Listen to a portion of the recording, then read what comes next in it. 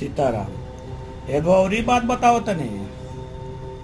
हमारा बाबू के संगे का बोल तू हिसाब ना लेब। अगर जहिया हिसाब लेवे के होई ना तहिया कटवा पर तौल दे हम तोके। हमारा संगे का बोल बा तू जाना तड़।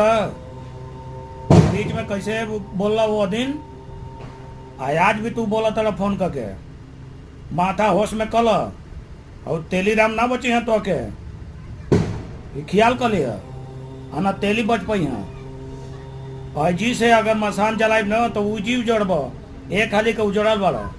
हम नहीं चाहत कि तू सरका बार उजड़ न तो तोके या उनके बच्चा वाला केहू नहीं के तोरा कोनवा आदमी बैठल बना। और केहू चिटाउन पट्टी में ना हो नथुनी राय महेंद्र राय को घर का लड़का और केहू ना हो।